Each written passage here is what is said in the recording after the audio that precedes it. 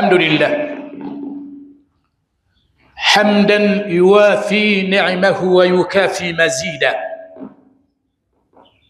ثم الصلاة والسلام على سيدنا محمد وعلى آله وأصحابه وسلم. أوصيكم وأوصي نفسي مرة ثانية بتقوى الله أيها الناس. Uzanguni wa Islam, baada ya kumshukuru Mwenyezi Mungu Subhanahu wa Ta'ala na kumtakia rehma kiongozi wetu Mtume Muhammad sallallahu alaihi wasallam, bado naushia nafsi yangu pamoja na kuhusieni nafsi zenu kunako habari ya kumcha Mwenyezi Mungu Subhanahu wa Ta'ala. Kama tulivyosema, maudhui ya khutba, umuhimu wa salamu katika Uislamu. Kwenye hutuba yetu ya kwanza tumeona assalamu maana yake ni amani. Amani. Na Mwenyezi Mungu Subhanahu wa Ta'ala kuonesha hii salamu ina maana na tunatakiana amani sana na Mungu mwenyewe aliyetuamrisha tusalimiane kwa salamu hii, maamkizi haya. Pia yeye mwenyewe wako manabii aliyowatolea salamu. Kabla ya manabii, katika suratul Qadri Allah Subhanahu wa Ta'ala anasema salamun hiya hatta matla'il fajr, amani usiku huo mpaka mapambazuko ya alfajiri. Unakusudiwa usiku wa Lailatul Qadri ambao uko ndani ya nini? Ya mwezi wa Ramadhani.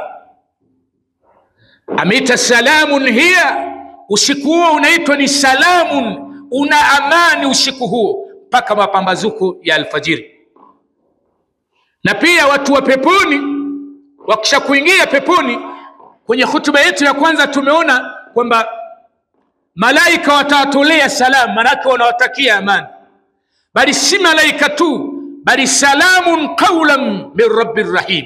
Salamu itakuwa ndo kauli ya Mwenyezi Mungu Rabbil Arrahim, Mola ambaye ni tukufu, Mola mpole. Kauli ya Mungu itakuwa ni salamun, salamun. Kauli yake yeye Allah kwa watu wa peponi ni salamu, ni salamu. Manake ni amani, amani tu. Mungu aliyewaumba anawatakia amani watu wake wa peponi. Nenda katika suratu Maryam, utaona Allah Subhanahu wa Ta'ala amemtolea salamu mtume Yahya akisema wassalamu alayhi, amani iwe juu yake mtume Yahya, yauma ulida, siku ambayo nabii Yahya amezaliwa, wa yauma amut, na siku wa yauma yamut, na siku ambayo atakaokufa mtume Yahya, wa yauma yub'athu hayya, na siku ambayo mtume Yahya atafufuliwa kuwa hai. Salamu mtume Yahya anatolewa na Allah Subhanahu wa Ta'ala. Nabii Isa alayhi salam au Yesu alijisemea yeye mwenyewe, wasalamu alayya, amani ya Mungu iwe juu yangu, iko juu yangu, yauma ulitu, siku niliyozaliwa, wa yauma amutu, na siku ambayo nitakayokufa amani iko juu yangu, wa yauma ub'athu hayya, na siku ambayo nitafufuliwa kuwa hai amani iko juu yangu. Umuhimu wa salam, amani. Ukienda katika sura moja katika sura ikiitwa suratu Safati, Mungu katoa salamu mara 5 kwa haraka haraka. Sura ina aya 200. Allah ametoa salamu mara 5. Moja, Allah anasema salamun ala nuhin fil alamin, amani kwa Nuhu, kwa walimwengu wote. Anatolewa salamu mtume Nuhu alayhi salam. Baada ya kumtolea salamu mtume Nuhu, akarudi kwa nabii Ibrahim, salamun ala Ibrahim, amani iwe kwa mtume Ibrahim. Alhamdulillah. Tena bahati nzuri, salamu hii alitolewa nabii Ibrahim alayhi salam wakati amefaulu kitendo ambacho kilitokea ndani ya mwezi huu Dhulhijja. anatakiwa mchinje mwanae, na akawa tayari kumchinja. Baada ya kutekeleza lile tukio, Allah subhanahu wa ta'ala akamjalia, wanadainahu an ya Ibrahim, tukamtolea mnada, ewe Ibrahim, acha kumchinja mwanao. Kadi sadakta ru'ya, umeisadikisha au umetekeleza ndoto yako kivitendo. Inna kadhalika najzil muhsinin, namna kama hivyo tunawalipa wale watu wanaofanya wema. Na ilikuwa mtihani kwa kweli Nabii Ibrahim uliokuwa wawazi. Mungu anasema wafadainahu bidhibhin adhim, tukamkomboa mtume Ismail ambaye alikuwa anatakiwa achinjwe kwa kichinjwa kitakatifu. Kondoo alitolewa kutoka peponi na akachinjwa badala nani? Badala ya Ismail. Baada ya tukio hili ndio Allah anasema salamun ala Ibrahim, amani iwe kwa mtume Ibrahim, innahu min ibadina almu'minin, hakika yeye Ibrahim, yeye alikuwa ni miongoni mwa waja wetu waliokuwa na imani, waliotuamini. Salamun ala Musa wa Harun, amani iwe kwa Nabii Musa na Nabii Harun, innahuma min ibadina almu'minin, kwa hakika hao walikuwa ni waja wetu wawili ambao walikuwa wametuamini. Salamun ala Ilyasin, amani iwe kwa mtume Ilyasin ambaye ni Ilyasa, innahu min ibadina almu'minin, hakika yeye mtume Ilyasa alikuwa miongoni mwa waja wetu waliotuamini. Salamu, salamu, amani, amani. Sura imehitimisha subhana rabbika rabbil izzati amma yasifun, ametakasika Mwenyezi Mungu mtukufu, rabbil izza, Bwana ambaye mwenye sifa ya utukufu, amma yasifun, na yale ambayo wanamsifia watu waovu, wanamsifia ana mtoto, sijui wanamshirikisha Allah. Mungu ametakasika na hayo. Baada ya kusema haya, Mwenyezi Mungu anasema wassalamun ala almursalin, na amani iwe kwa mitume wote, walhamdulillahi rabbil alamin, na sifa njema ni zake yeye Mwenyezi Mungu subhanahu wa ta'ala. Angalia inavyohubiriwa amani, amani. Kwa hiyo la msingi ni wewe na mie tujue, na tunajua sengine alhamdulillah, lakini tutoleane salamu kwa maana tunatakiana amani.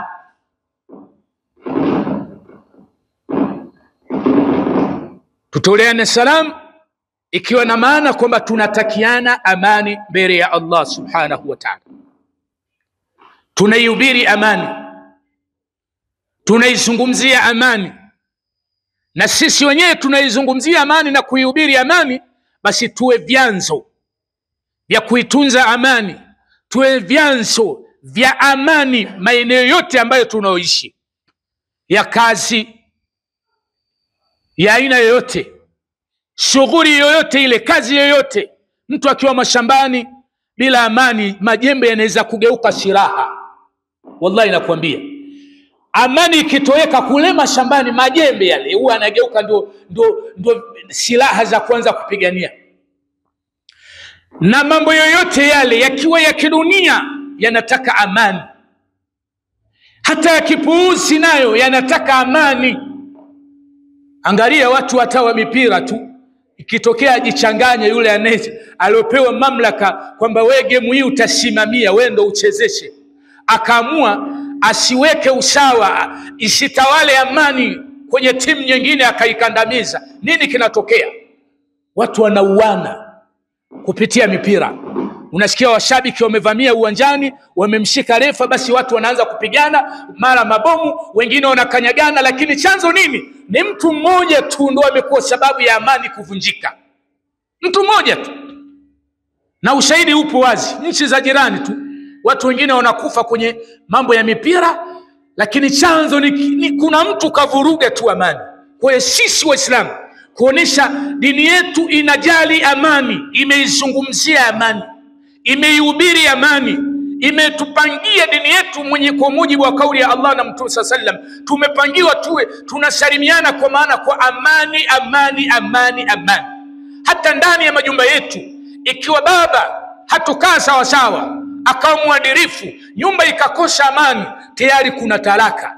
Baba na mama wasipokaa vizuri, nyumba ikawashia uadilifu, amani inatoweka, watoto wanakuwa dhidi ya wazazi wao. Kwa amani ndio kila kitu. Na kama nilivyosema katika hotuba yetu, tumuombe sana Mwenyezi Mungu ambaye mwenye jina la Salam ambalo ni amani. Assalam, assalam maana yake ni amani, amani ambaye ni Allah. Na bahati nzuri kuna baadhi ya watu wazazi wao wamewapa majina ya kwamba anaitwa Amani. Mashallah. Basi Mungu ajalie sana kuelekea kwenye uchaguzi, atujalie amani. Sema amina.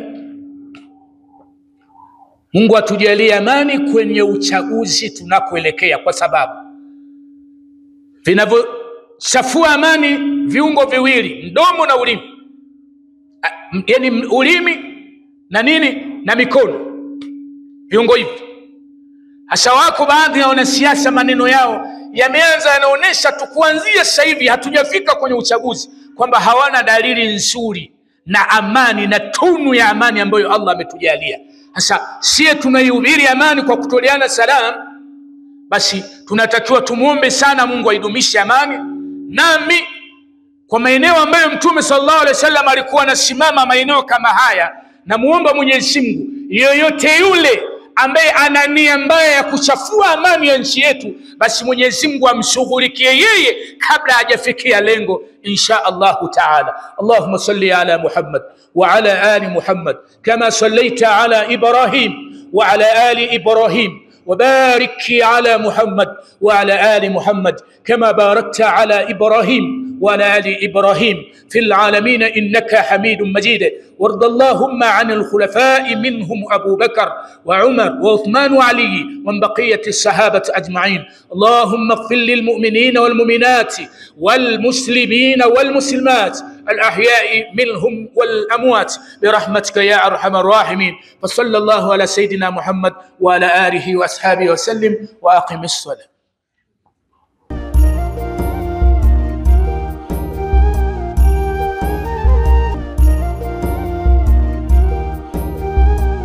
Na kuhusieni pamoja na kuto kuisahau nafsi yangu katika swala zima la kumcha Allah subhanahu wa ta'ala.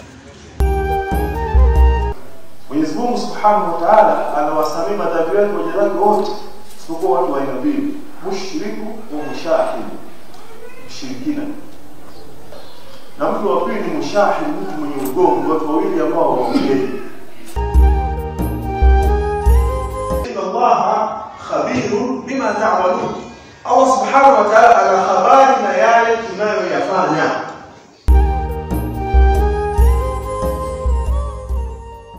Na wazuri wanasema ikitokea Muislamu yeyote mpaka anafikia miaka 50, 60, 70 hata elimu ya swala hana, swala yake ikubaliki, hakuna udhu wa maana.